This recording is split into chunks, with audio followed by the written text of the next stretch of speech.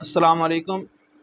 आज lecture number 57 में कोहलबर्ग्स की मॉरल डेवलपमेंट की थ्योरी का दूसरा लेवल हम पढ़ेंगे।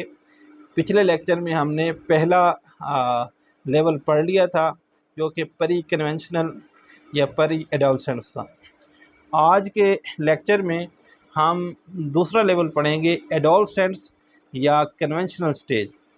इस स्टेज में बच्चे की उम्र 11 से 19 साल तक होती है।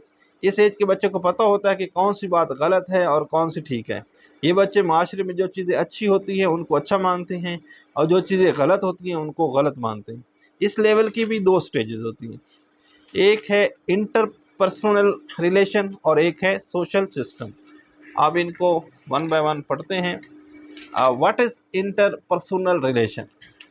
इस एज के बच्चे ये बहुत समझते हैं कि हमारे ताल्लुकात में जो लोग वालिदैन और टीचर्स हैं उनकी उम्मीदों के मुताबिक फ़ैसला करते हैं और अच्छा बिहेवियर शो करते हैं। लिहाजा इस एज के जो बच्चे हैं उनको हम गुड बॉय कहेंगे या गुड गर्ल कहेंगे। दूसरी स्टेज है कन्वेंशनल स्टेज की सोशल सिस्टम।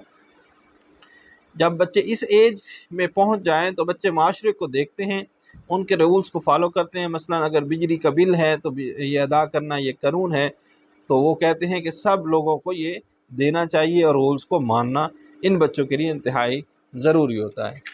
आज के लेक्चर में हमने कोहलबर्ग्स थ्योरी ऑफ मॉरल डेवलपमेंट की दूसरा लेवल पढ़ा है।